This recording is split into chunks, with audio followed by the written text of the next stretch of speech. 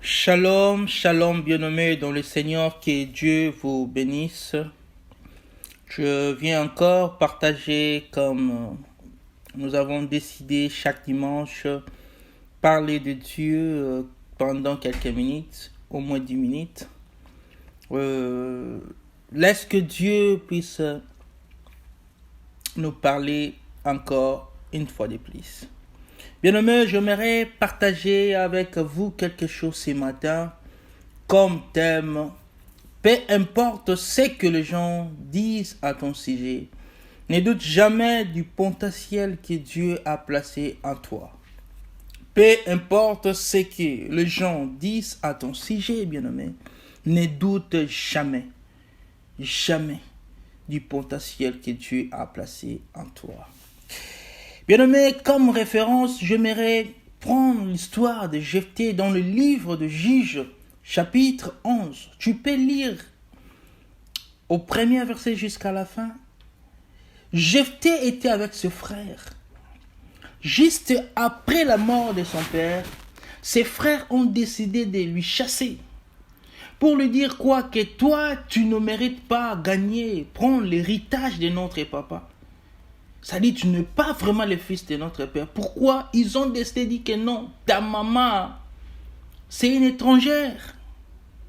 Ta maman, c'est une prostituée. C'est-à-dire, tu ne peux pas gagner quelque chose d'héritage de notre papa, tu es maudit.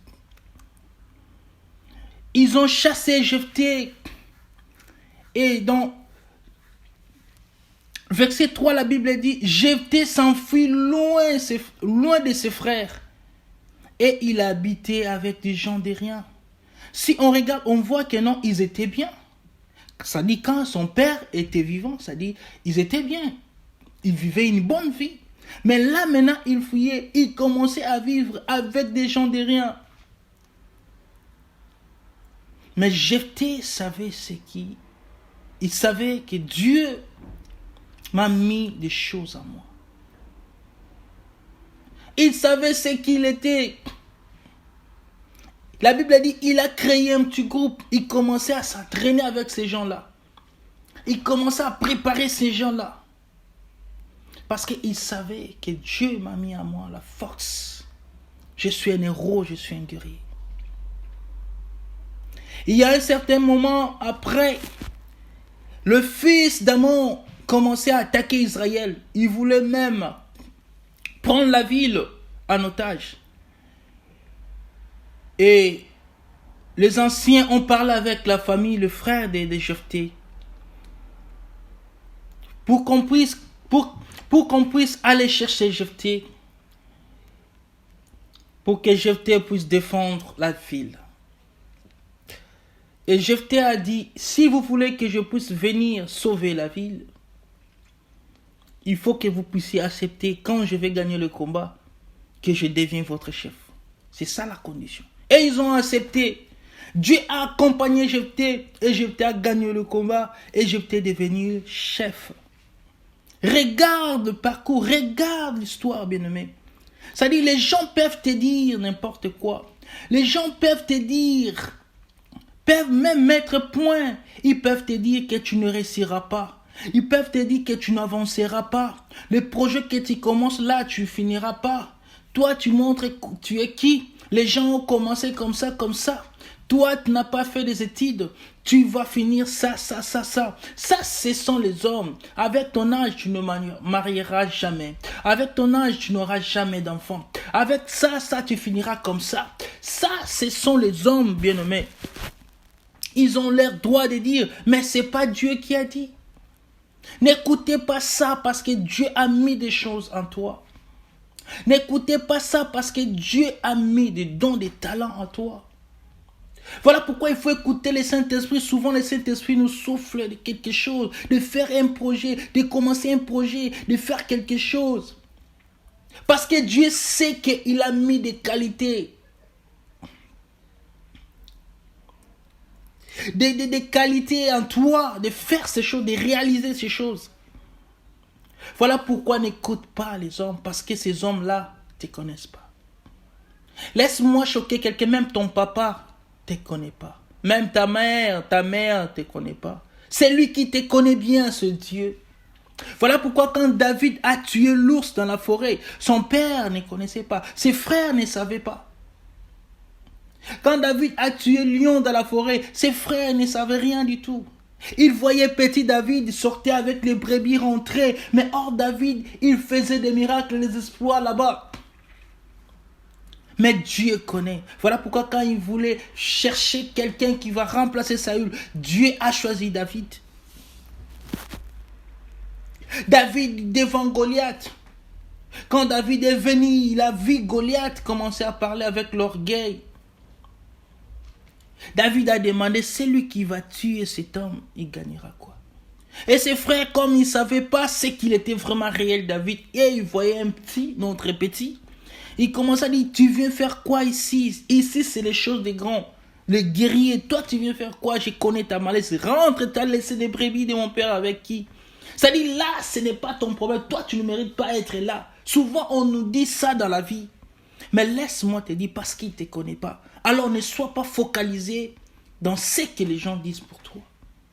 David a allé même voir Saül pour dire que moi, je vais battre cet homme, je vais tuer cet homme. Saül a dit, non, petit, je sais, tu veux sauver Israël, mais cet homme-là, c'est un guerrier. Voilà, tu es petit. Souvent dans la vie, il y a des gens que nous considérons. Il y a des gens que nous respectons. Ils peuvent arriver. Ils viennent te dire quelque chose. Mais bien aimé, ne crois pas à ça. Si tu vois que c'est négatif, si tu sens que tu n'es pas convaincu de ça, ne crois pas à ça. Parce que Saül, il représentait le Père. Le Père, c'est un roi, le Père de toutes les nations. Mais écoutez, bien aimé, David a dit non. Il commençait à convaincre parce qu'il savait ce qu'il était. Il commençait à relater son histoire, ce qu'il a fait. Comment j'ai tué l'ours et le lion. Mais Goliath, David devant Goliath, il voulait encore intimider David, mon frère. Il commençait déjà à lasser et chanter la victoire avant la guerre. Je te ferai ça. Et aujourd'hui, comme ça, les oiseaux du ciel vont manger. Mais David était là, focalisé. Il savait ce qu'il était. Il venait devant avec l'assurance. Parce que Dieu était dans son côté, bien-aimé. Dieu est dans notre côté. N'écoute pas ce que les hommes disent. Mais regarde tout ce que les hommes disent. Mais regarde en toi, il y a des qualités. Il y a des qualités, des choses que Dieu a mis en toi.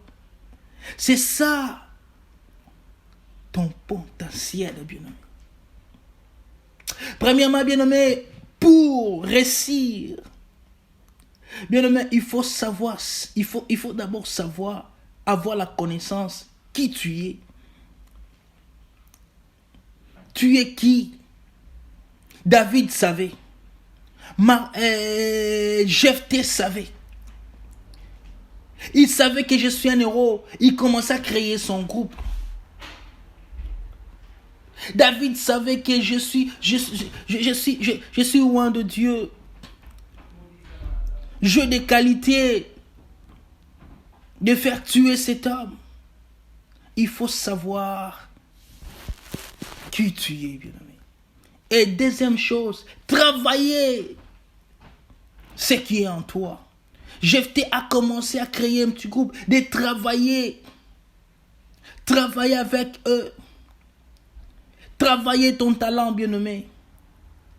C'est ça ta grandeur. Souvent, nous cherchons la bénédiction à gauche, droite. Mais la bénédiction est à nous. Si tu as les dons de commerce, travaille ça dans la sérieux, dans la sériosité. Si tu as les dons de parler, travaille ça. Qu'est-ce que Dieu t'a donné? Moïse, pour traverser la mer Rouge, Dieu a demandé à Moïse, t'as quoi dans ta main? Moïse a dit non, j'ai un bâton. À cause de ça, la mer Rouge était divisée. Jésus, pour multiplier le pain et le poisson, il a demandé, vous avez quoi? Bien-aimé, toi, tu as quoi? Alors, travaille ça. Avec Dieu, tu iras loin. Avec Dieu, tu réussiras. Avec Dieu, tu seras haut placé. N'écoute pas ce que les hommes disent. N'écoute pas la parole, la parole négative. Mais focalise-toi. Focalise-toi dans ce que tu as. C'est ça ta réussite. C'est ça ta grandeur. Que l'Éternel vous bénisse. Que Dieu vous bénisse.